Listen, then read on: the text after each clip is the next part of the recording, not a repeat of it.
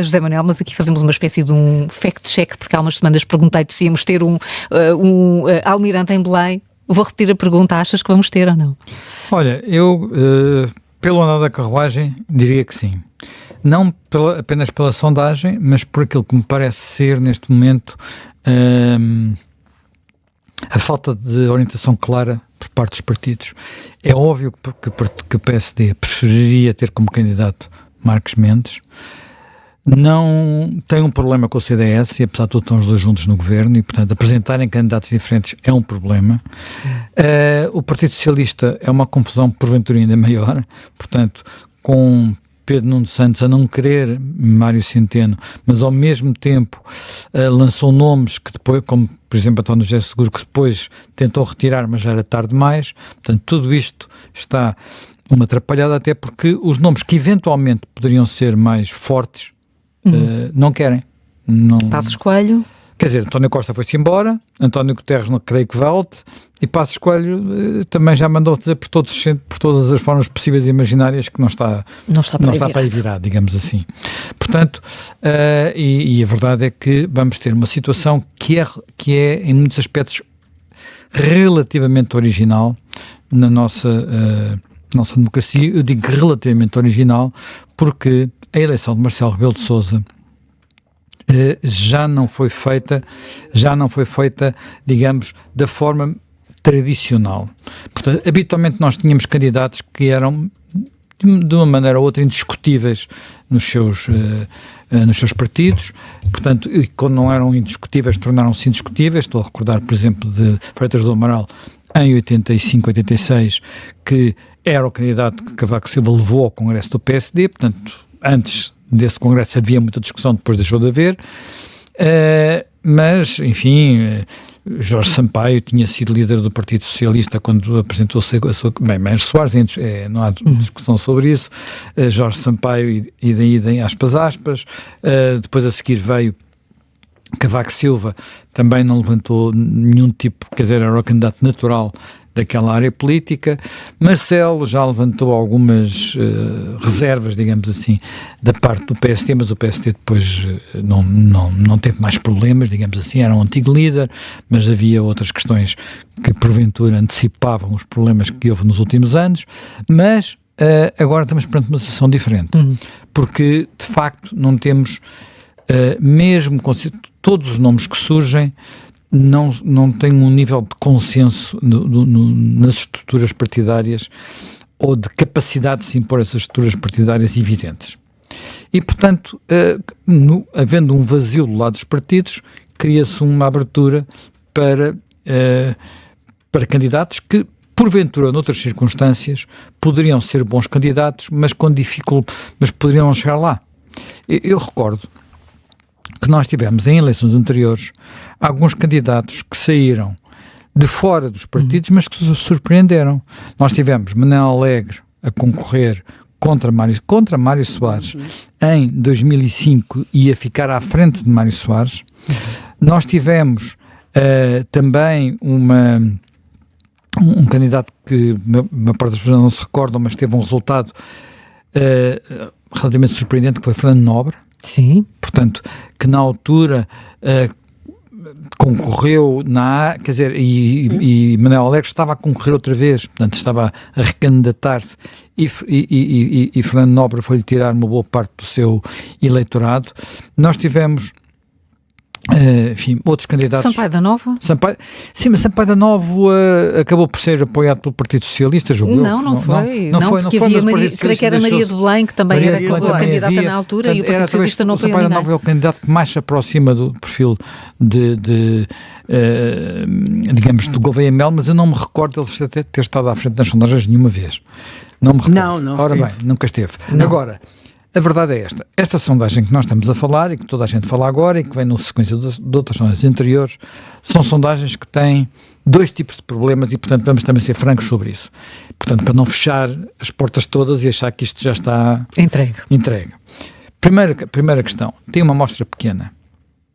Portanto, isto é uma sondagem, aliás, não tem dois problemas, tem três problemas. Esta é uma amostra pequena, estamos a falar de uma amostra de 600 pessoas, portanto, uma margem de erro 4 pontos para cima e para baixo, o que faz muita diferença aqui. Se o primeiro candidato estiver com 4 pontos para baixo e o segundo estiver 4 pontos para cima, não estão em empate técnico, nem pensar nisso, mas não estão com 10 pontos de diferença, estão com 2 pontos de diferença, o que é completamente diferente. E até porque a sondagem depois prevê também duplas para a segunda volta. Duplas para a segunda volta, às vezes com um ponto apenas quer dizer, com uma décima de ponto percentual, quer dizer, sondagens com margens de erro de 4 pontos percentuais aparecerem com décimas é uma coisa que até do ponto de vista editorial, jornalístico, não devia acontecer, porque induz em erro.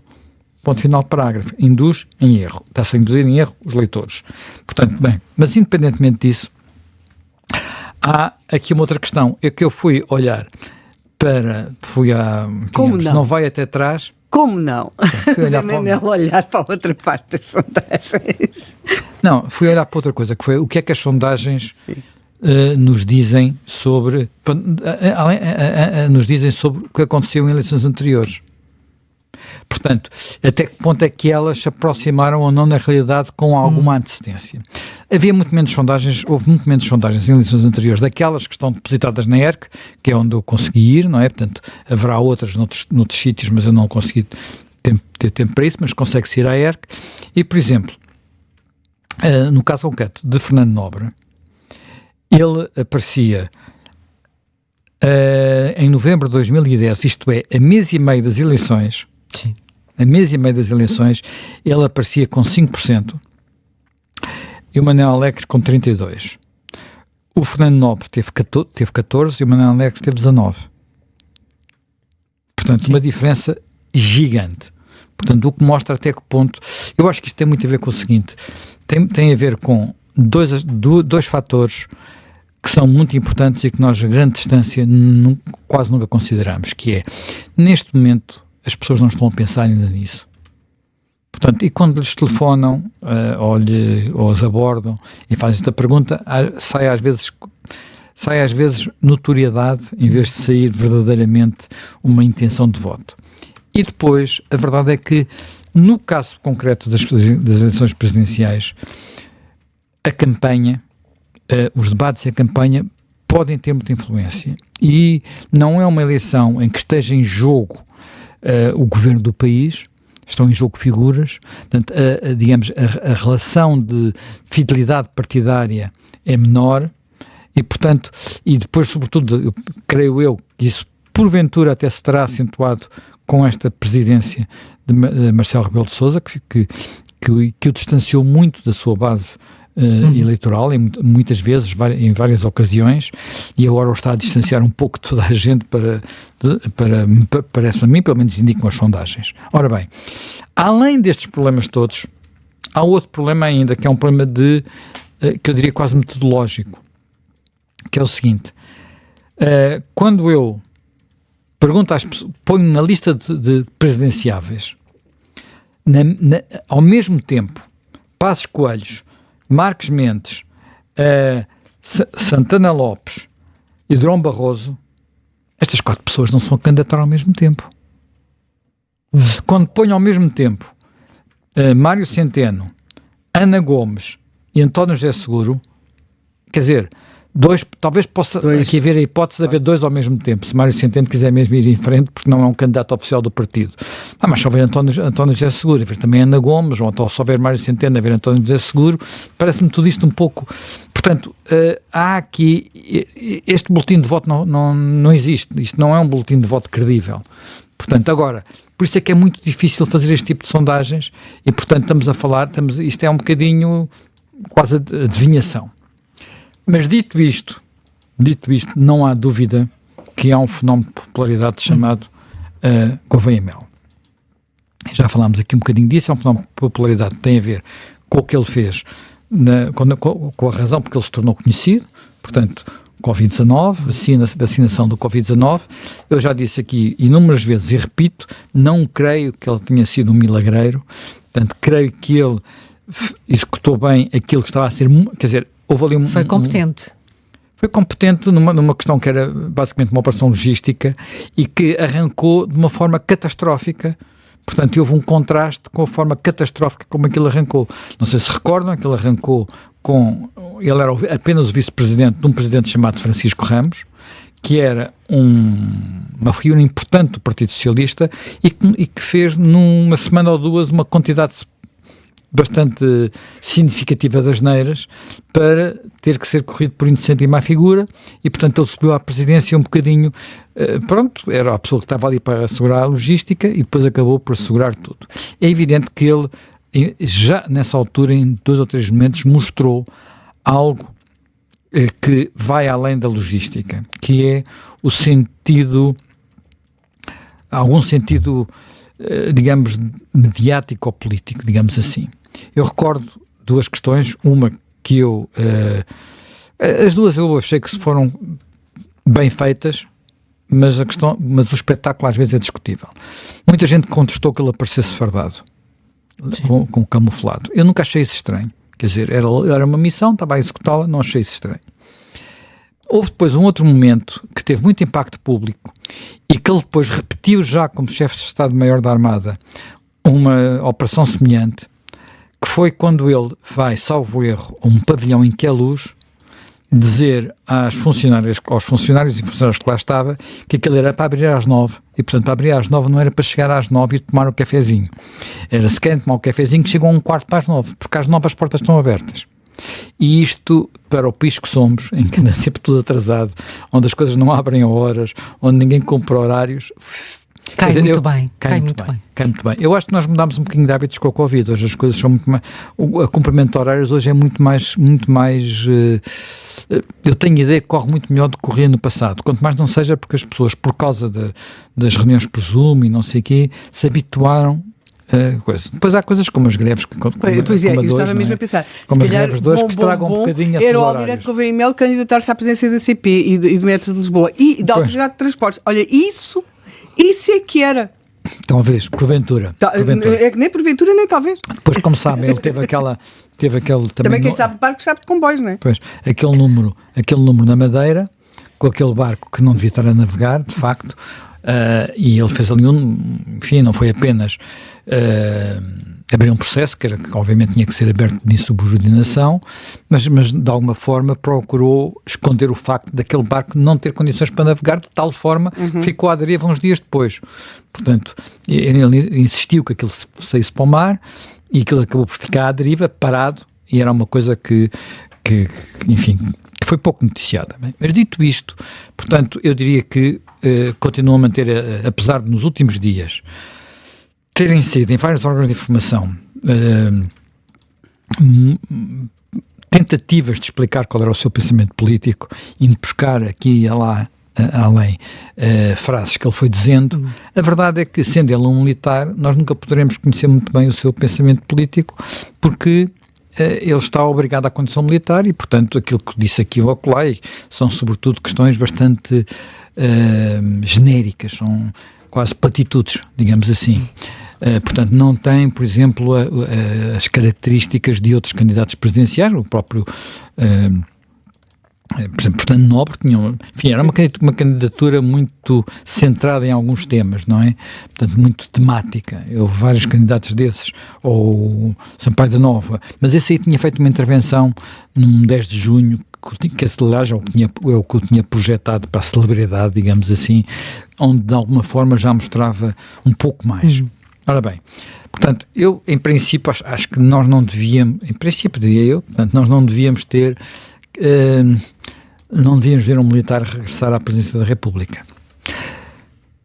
E portanto, em princípio gostaria que não fosse, portanto, abrir o jogo, não é? Um militar na reforma. Pronto.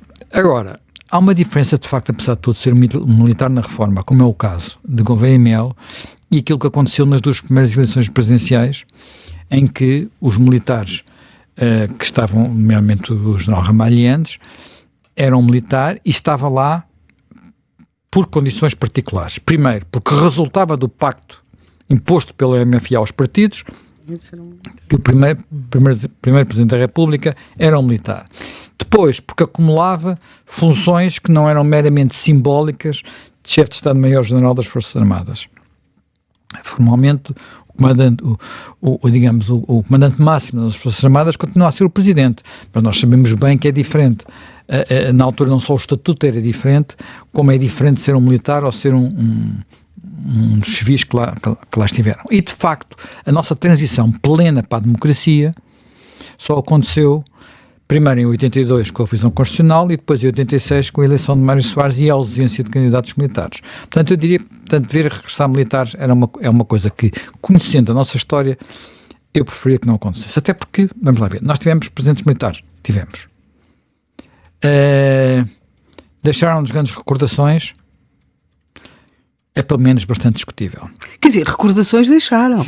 Recordações boas, deixaram. A questão é se deixaram boas. Importantes e marcantes. Agora vamos ver agora só para as pessoas terem ideia de quem foram. Foi Sidónio Pais. Sim. Chegou à presidência depois de um golpe de Estado bastante sangrento, uma das combates mais sangrentos da Primeira República. Não foi o dia mais sangrento, mas foi um dos mais sangrentos. Mas depois tornou-se uma figura extraordinariamente popular. E foi o único presidente da Primeira República que foi eleito por voto direto dos cidadãos. Todos os outros eram voto indireto, voto de um colégio eleitoral. E se os cidadãos votassem? Bem, e não votavam. Bem, se os cidadãos votassem, a votação provavelmente ainda teria sido mais. Se os cidadãos votassem, nem de conta. O homem no cavalo branco era uma coisa absolutamente. Bem, depois temos um outro que ninguém se recorda, mas que foi quem o substituiu interinamente, que é João Cantos e Castro. Depois temos uma lista longa de militares que foram chefes de Estado, nenhum eleito. Ou melhor, alguns deles eleitos. O Carmona tem ainda aquilo que se designou por um plebiscito. Não, tem. Todos depois são eleitos, mas em condições sempre discutíveis. O Carmona ainda por voto direto, não é? É preciso que perceba que é o homem que exerce a presidência da República, certamente por mais tempo em Portugal. Não poderá. Mas antes do Carmona ainda houve Mendes Cabeçadas e o Gomes da Costa. Pois, sim. Portanto, só para dar a lista completa. Mendes Cabeçadas foi ali um mês para aí, ou coisa assim do género. Mas contudo, o homem que até hoje concentrou mais poder em Portugal, porque lhe entregaram tudo. Portanto, logo a seguir ao golpe do 28 de maio, depois foi afastado pelo Gomes da Costa, que era o Mendes Cabeçadas, que tinha dado o golpe em Lisboa e era almirante.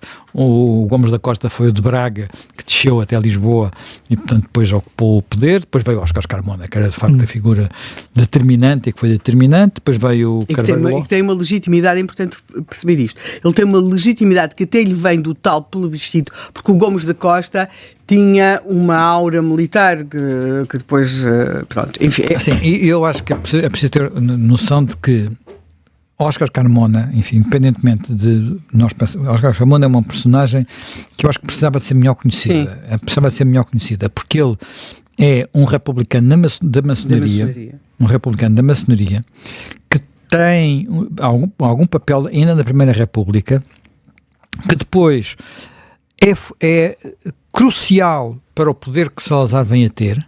Portanto, Salazar em boa parte dependia dele, no sentido de confiava nele porque Salazar sabia que não podia. Condicionado por ele em alguns momentos. Aliás, Salazar chega-lhe a apresentar a admissão e é talvez o único presidente que ele entende que tem, quer dizer, ao qual tem que estar contra. Está contra e de quem, de alguma forma, ele acha que precisa dele por causa do poder que ele tem sobre as Forças Armadas. E, portanto, ele não pode deixar as Forças Armadas, regressar ao caos da Primeira República. E eu digo mais. A minha memória de muito miúdo, de falar com pessoas mais velhas que nasceram e viveram no tempo da Primeira República, é uma memória de pessoas que tinham de Carmona uma imagem quase de um santo. Ele parecia um príncipe. Na imagem que nós temos dos príncipes, de um santo. É? Eu lembro-me de ver, quer dizer, não era a mesma imagem que tinham do Salazar. E aqui não tem a ver com coisas políticas e com ideologias políticas e com serem contra o favor do regime. Tinham a ideia de era alguém que era visto como um daqueles que nos tinha... Sim. Portanto, porque a Primeira República, para quem tinha memória lá ter vivido, era uma memória muito má. Foi isso também que aguentou tantos anos o anterior regime. Portanto, mas independentemente disso, depois tivemos Craveiro Lopes, que durou apenas um mandato, e Américo Tomás. Não é, digamos, estas memórias não são boas. Eu depois pus-me a pensar, bem, e que país é que tem que figuras é que são, que militares é que nós temos que foram presidentes e que sejam importantes. Sim. E aqui encontrei algumas coisas que devo dizer, não era exatamente o que eu estava à espera. Portanto, temos um conjunto de militares que ocupam o poder político em muitos países do mundo, com imagens diferentes e que têm sobretudo a ver com as circunstâncias de terem chegado lá como depois de golpes de Estado, ou como ditadores, enfim, temos nomes muito, muito conhecidos e setores políticos muito diferentes e até com, digamos, imagens públicas muito diferentes. Só para dar algumas ideias. Olha, o pai da Turquia, o Atatürk, portanto, que não queria, portanto, queria um regime autoritário, não propriamente uma ditadura no sentido mais que nós às vezes damos ao termo, mas que é assim uma figura mitológica da Turquia. O Hindenburg, o homem que acabou por pôr Hitler no poder, porque o chamou para chanceler, e que depois morre pouco tempo depois, e que era um homem que não chegou lá por eleições, chegou lá por, digamos, não sei se ele era eleito diretamente, mas ele era o herói da Primeira Guerra Mundial, portanto, o herói alemão da Primeira Guerra Mundial.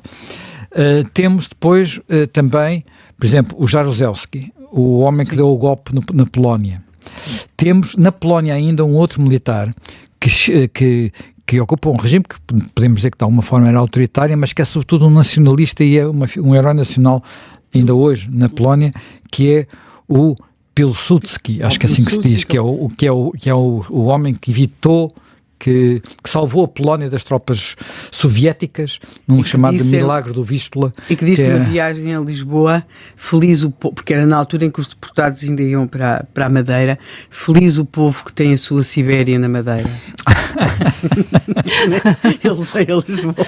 Faz uma diferença. Temos, por exemplo, muitos militares a ocupar posições de poder em Israel, mas em Israel é quase impossível de outra forma, e com perfis muito diferentes.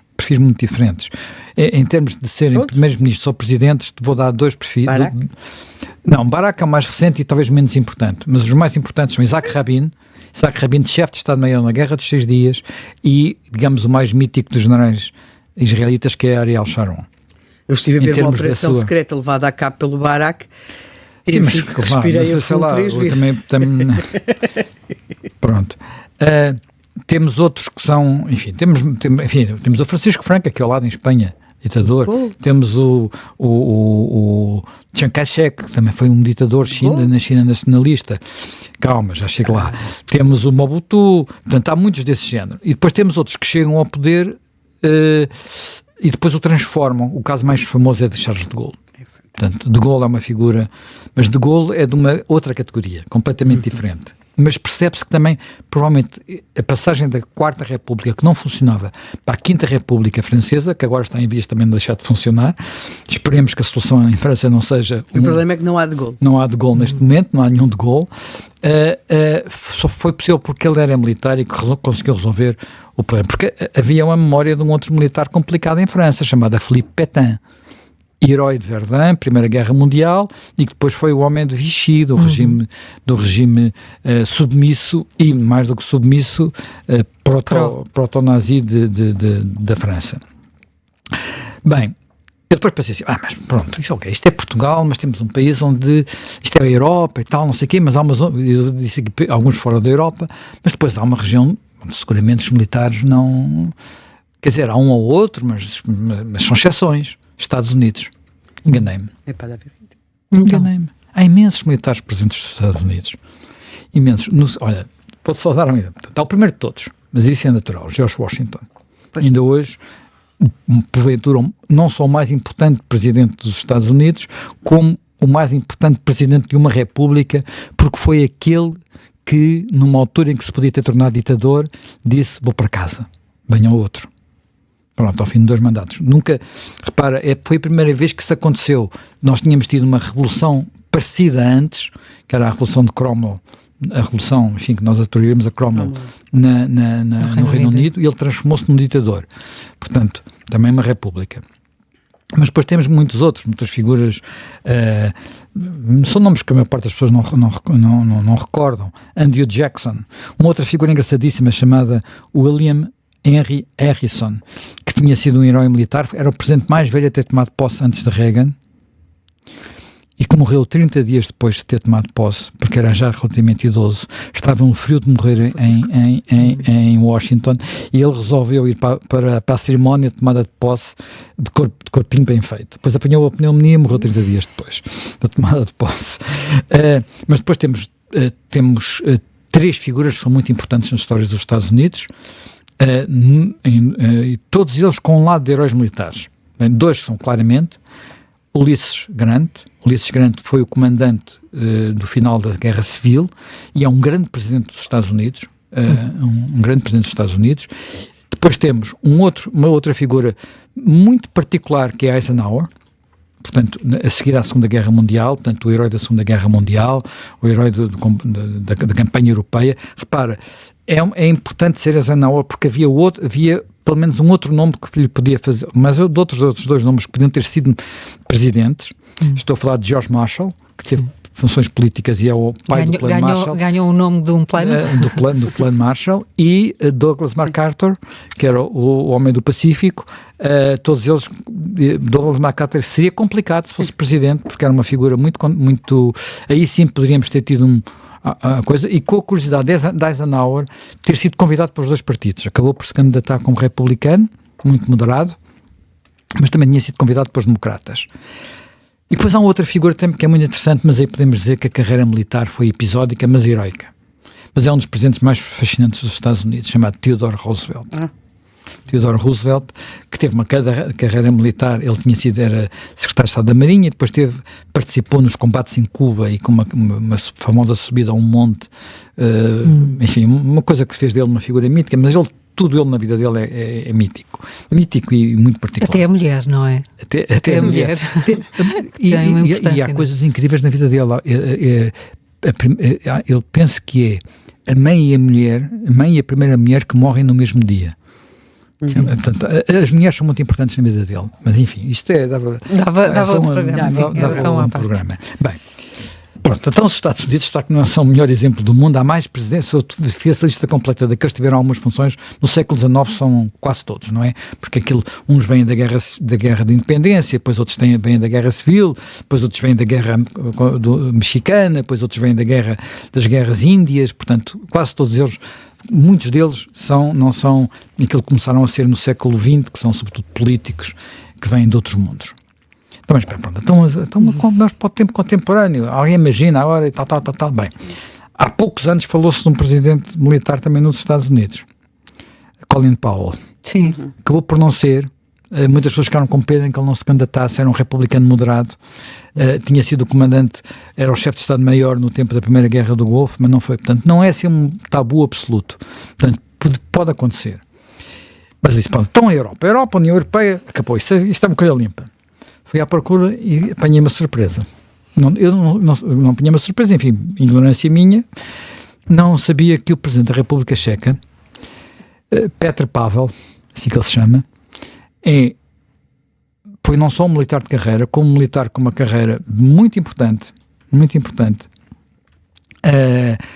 teve cargos importantes na NATO. Portanto, não é alguém não é apenas um submarinista, devo dizer, não é? Pronto, desculpa lá por dizer isto desta forma, mas teve cargos bastante importantes, teve inclusivamente operações militares no quadro de operações de paz nos Balcãs, de resgate de tropas francesas, portanto naquelas tropas que estavam nas Nações Unidas, que são consideradas, o seu comportamento foi muito elogiado, portanto, e candidatou-se ganhou a sério, isto é, ganhou contra um antigo primeiro-ministro que era o outro candidato contra quem ele se candidatou, e portanto, as suas posições, designadamente nos temas, foi o primeiro líder europeu a visitar Kiev. Enfim, o primeiro presidente europeu a visitar Kiev. Sim. Primeiro presidente europeu a visitar Kiev na guerra. E repara, estamos numa zona da Europa onde as posições relativamente à Rússia e à Ucrânia às vezes oscilam, porque nós temos a posição da República Checa, a posição da Polónia, a posição dos Bálticos, mas depois temos mesmo ao lado, a fazer fronteira, a Hungria. de Viktor Orbán, e outros países que ali andam, às vezes a Eslováquia também a Eslováquia era a outra metade da antiga Checoslováquia. Portanto, as coisas estas posições são posições importantes. E, portanto, dizendo isto, para dizer o seguinte, uma coisa que eu quando comecei à procura destes dados, pensei, vamos dizer que nós não podemos, isto é uma vergonha para o país termos um presidente que vem das Forças Armadas, porque de facto é diferente ele ter acabado a carreira, portanto, e candidatar-se agora. O resultado final depende do que ele vier ou não vier a dizer e do programa que apresentar. Pronto. Se ele se candidatar, mas tudo indica que isso vai acontecer, como sabemos, não é? Portanto, e saber quem são os outros que se candidatam. Agora, ser assim uma normalidade impossível, acho que talvez não seja.